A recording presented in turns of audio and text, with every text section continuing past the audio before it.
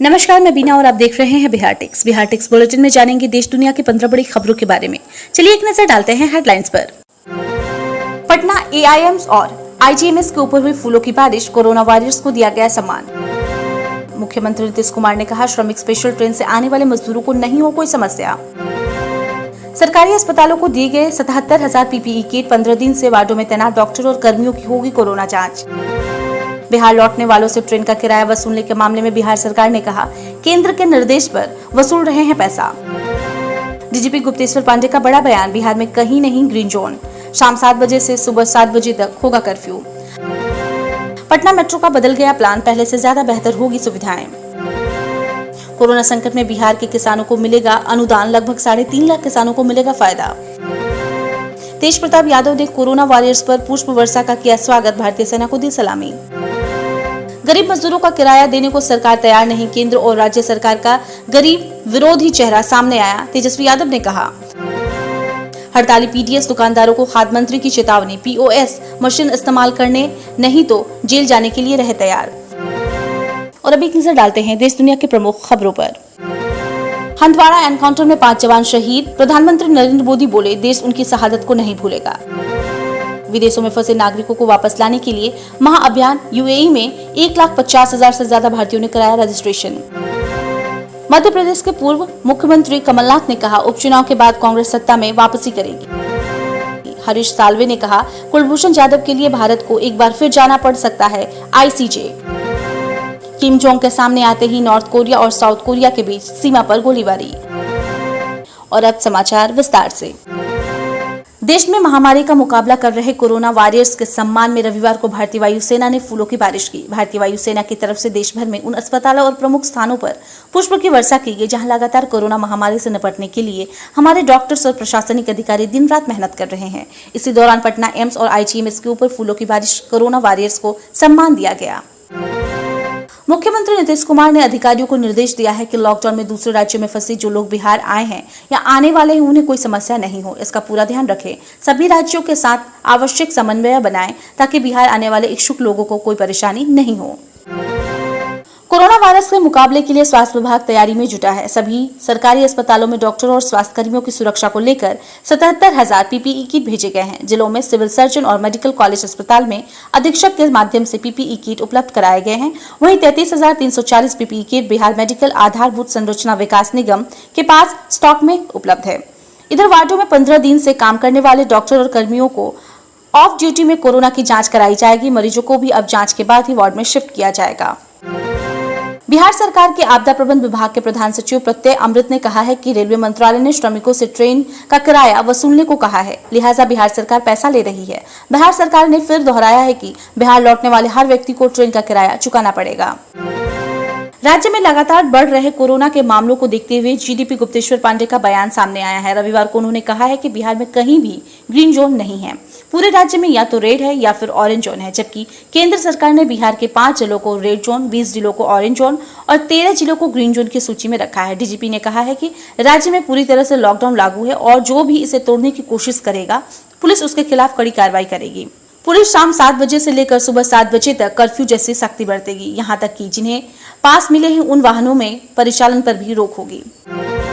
Patna metro की planning में कुछ बदलाव किए गए हैं। पटना मेट्रो के डिब्बे अब और चौड़े होंगे। पटना मेट्रो रेल कॉर्पोरेशन के प्रबंध निदेशक आनंद किशोर ने बैठकर आगे की रणनीति तैयार की है ताकि मेट्रो का निर्माण शुरू हो सके। कोरोना महामारी के बीच संकट में फंसे बिहार के किसानों के लिए नीतीश सरकार ने बड़ी राहत का ऐलान किया है। सरकार बिहार के लगभग 3.5 लाख किसानों को फसल सहायता अनुदान देगी। सरकार ने अनुदान के तौर पर लगभग 247 करोड़ रुपए देने का फैसला किया है। डिप्टी सीएम सुशील कुमार मोदी ने कहा है कि लॉकडाउन और कोरोना महामारी की वजह से राज्य ने प्राकृतिक आपदा से बर्बाद हुई फसल की क्षति के लिए भरपाई के तौर पर पहले ही 578 करोड़ रुपए का प्रावधान किया था और अब लॉकडाउन महामारी के कारण फसल की कम उपज को देखते हुए 247 करोड़ रुपए का भुगतान किसानों को किया जाएगा। बिहार के पूर्व स्वास्थ्य मंत्री और राजद नेता तेज प्रताप यादव ने कोरोना योद्धा को भारतीय सेना की ओर से दिए गए सम्मान का स्वागत किया। उन्होंने ट्वीट पर कोरोना वॉरियर्स और भारतीय सेना को टैग करते हुए लिखा है कि कोरोना वायरस डॉक्टर, नर्सों, सफाई कर्मियों और पुलिस वालों के सम्मान में भारतीय सेना पुष्प वर्षा और उनको सलामी दी है। Salute you Indian army. नेता प्रतिपक्ष तेजस्वी यादव ने आरोप लगाया है कि केंद्र और राज्य सरकार का गरीब विरोधी चेहरा सामने आ गया है। दोनों जगह डबल इंजन की सरकार है, लेकिन कोई भी गरीब मजदूरों का किराया वहन करने के लिए तैयार नहीं है। लोग भुखमरी के शिकार हो रहे हैं, लेकिन सरकार नैतिकता की सारी मर्यादा भूल चुकी है। पीओएस मशीन की अनिवार्यता हटाने के साथ साथ अपनी 6 सूत्री मांगों को लेकर सरकारी अनाज वितरण करने वाले जन वितरण प्रणाली के ज्यादातर दुकान 1 मई से पूरे बिहार में अनिश्चितकालीन हड़ताल पर चले गए हैं। इस हड़ताल से गरीबों तक पहुंचने वाला सरकारी अनाज इन दिनों पीडीएस दुकानदार गोदामों में जमा जरूर किए जा रहे हैं, लेकिन हड़ताल के कारण गरीब लाभुकों को यह अनाज नहीं मिल पा रहा है। इन सब के बीच बिहार के खाद्य आपूर्ति मंत्री मदन साहनी ने डीलरों को पीओएस मशीन इस्तेमाल नहीं करने पर जेल जाने के लिए तैयार रहने की चेतावनी दी है। जम्मू कश्मीर के हंदवाड़ा में सुरक्षा बलों और आतंकियों के बीच एनकाउंटर में 21 राष्ट्रीय राइफल्स के commanding colonel officer Ashutosh Sharma, major Anuj Sood समेत 5 शहीद हो गए। प्रधानमंत्री नरेंद्र मोदी ने शहीदों को श्रद्धांजलि दी है और कहा है कि उनके पराक्रम और शहादत को कभी नहीं भुलाया जा सकता है। कोरोना वायरस महामारी के बीच विदेशों में फंसे भारतीयों को वापस लाने के लिए मोदी सरकार महाअभियान की शुरुआत करने जा रहा है। इसके लिए भारतीय दूतावास ने ई रजिस्ट्रेशन की शुरुआत कर दी है। केवल संयुक्त अरब अमीरात में 1,50,000 से अधिक भारतीयों ने घर वापस आने के लिए अपना नाम रजिस्टर किया है। मध्य प्रदेश के पूर्व मुख्यमंत्री कमलनाथ को उम्मीद है कि प्रदेश में होने वाले 24 उपचुनाव में जीतकर कांग्रेस प्रदेश की सत्ता में वापसी करेगी। उन्होंने कहा है कि बीजेपी को उपचुनाव में उतरना भारी पड़ेगा। जनता सब जानती है कि कांग्रेस के विधायक किन कारणों से बीजेपी में गए हैं और अब वो क्यों वोट मांगने आए हैं। भारत के लिए अंतर्राष्ट्रीय अदालत में कुलभूषण जाधव का केस लड़ने वाले वकील हरीश साल्वे ने बड़ा बयान देते हुए कहा है कि एक बार फिर से इस मामले में आईसीजे जाने की नौबत आ गई है। साल्वे ने कहा है कि हम उस मोड़ पर आ गए हैं जहां भारत को फिर से आईसीजे जाने का फैसला करना पड़ सकता है, क्योंकि पाकिस्तान ने इस मामले पर कोई कार्रवाई नहीं की है।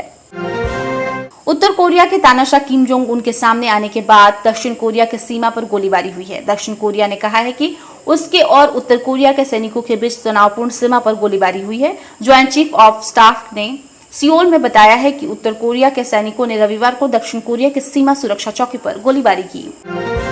और अब वक्त हो चला है कोरोना अपडेट को जानने का। उत्तर बिहार में 19 नए कोरोना पॉजिटिव केस मिले। राज्य में कोविड-19 संक्रमित मरीजों की संख्या 503 हुई। उत्तर बिहार में रविवार को 19 नए पॉजिटिव केस मिले।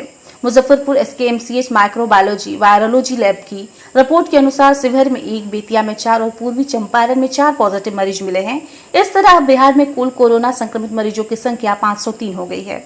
इससे पहले रविवार को स्वास्थ्य विभाग के प्रधान सचिव संजय कुमार ने बताया कि कटिहार में 23 साल के एक युवक, बक्सर में 22 साल के एक युवक और 1.5 माह की एक बच्ची तथा कैमूर में 45 साल का एक व्यक्ति कोरोना पॉजिटिव पाया गया है। 24 घंटे में कोरोना से देश में 83 लोगों की मौत। अब तक कुल 40,000 से ज्यादा मरीज।